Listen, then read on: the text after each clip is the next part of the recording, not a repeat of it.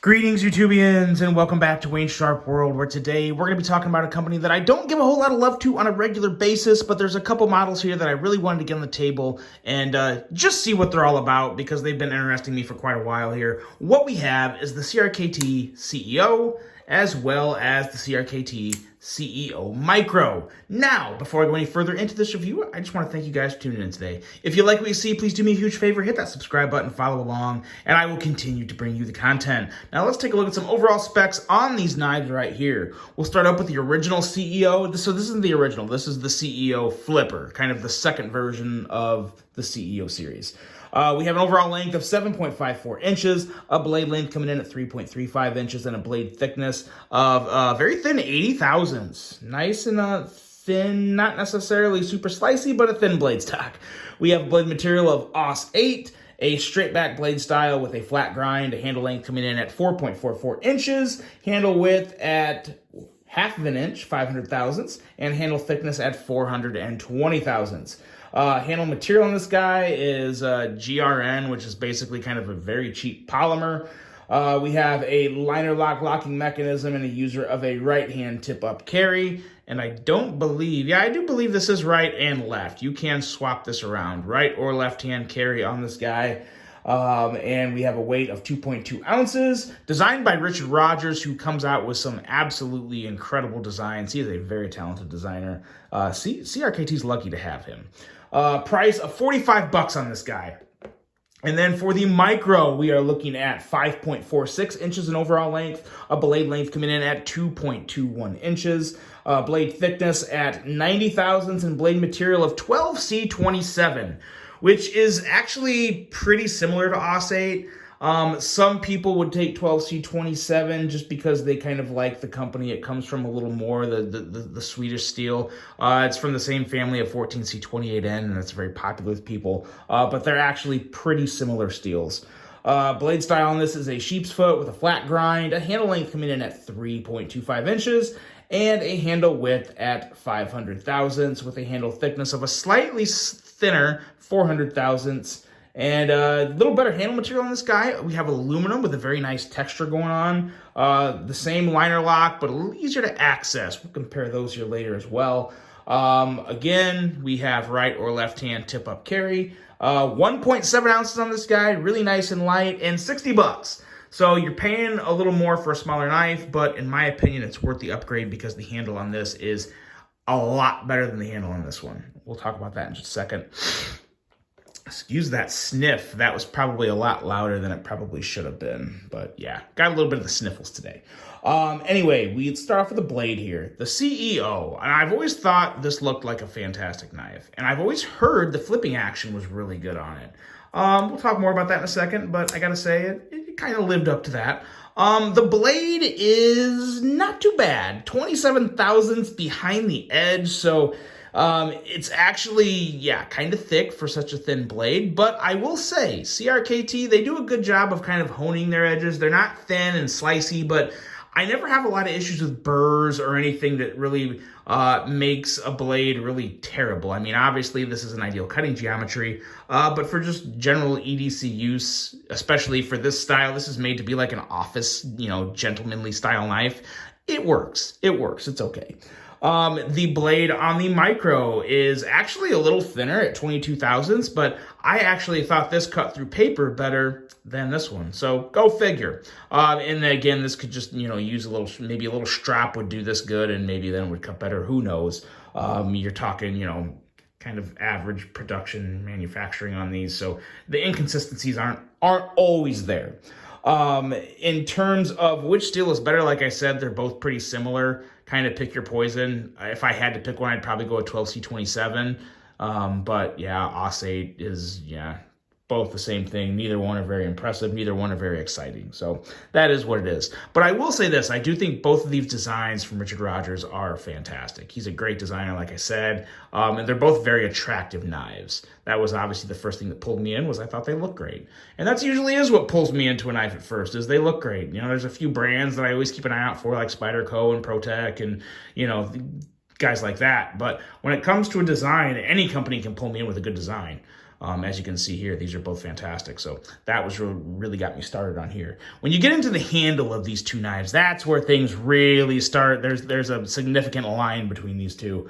The CEO, just a significant amount of flex here in the handle. Now, granted, it's a longer, thinner handle, which is another reason why I wish they would have used something better than this GRN. I can't stress this enough. And I think I speak for majority of the community to where, you know, for GRN and OS 8, 45 bucks, I think everyone would rather pay 80 or 90 bucks and get G10, 14C28N. Let me know in the comments what your thoughts are on that, but I feel like that is kind of the consensus, or at least majority and probably a vast majority of people. You know, 45 bucks for flimsy handles, I'd rather just not buy it, to be honest. The liner lock here is a pain in the butt. You got to really kind of jam your thumb in there to break it. And then I will say it is smooth. The actual closing action and regular deployment action on this is pretty good. I don't really have a lot of quarrels there, but just for the simple fact of having to jam my thumb in there to break that liner lock, it kind of takes some of the gentlemanly aspect out of it, because you turn into a barbarian having to shove your thumb in there to break the lock on this. That's a really big drawback for me. Another thing that I really like more on the micro as compared to the regular is the depth of the pocket clip here. And as you can see, there's a significant difference in terms of the height of the clip. And my biggest problem with that is this clip here is going to work 100% fine on any knife. The thickness is plenty good to go. It's nice and small. And really, it's the same length. So why CRKT made the ramp on this guy go up so high towards the top? It's really just it's unnecessary, because what it's going to do is give you a lot better odds to catch the end of this on something as it's sitting in your pocket. Now, I know it's supposed to go in, you know, maybe like up in your blazer or something like that, but let's be real. Vast majority of people, 90+% of people are going to put this in their pocket. That's where it's going to be. And this is sticking out enough to where you have a good chance of catching that on something. And that would really suck. As to where this is a lot lower profile. Now, this handle here, there is no flex. Nice, maybe just a hair, but I mean, we're talking aluminum and stainless steel. Very solid handle here, no issues whatsoever. The liner lock is a little easier to access on this. Actually, considerably easier. It's still not ideal. It's still just kind of a mediocre, average access to the liner lock, nothing special. But the access to the liner lock on this model, it downright sucks. I don't like it. It's not enjoyable. As to where this one is bearable. And in terms of the texture, I really like the texture, and this has kind of a nice, kind of a royal blue finish on the aluminum, which is good. I think a lot of people will like that. And it just makes for a very nice kind of anything carry. This could maybe be a fifth pocket knife for some guys. I think it's going to be a little too big to be a fifth pocket knife. I might be wrong, but it would still just make a nice small EDC for someone who likes small knives.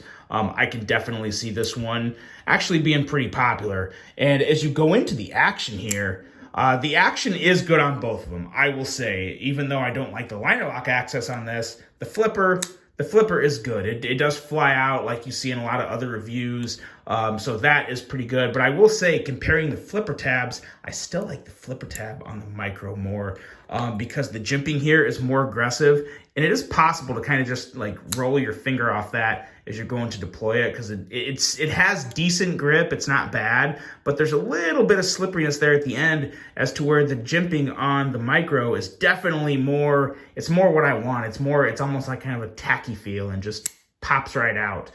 So very, very nice action on the micro, and nice action. I don't want to say like, this is obviously better. It's hard to kind of review both these at the same time, because I honestly do like this one a whole lot more. And I want to like this one more because I like the size of it more, but I just can't. The materials are flimsy.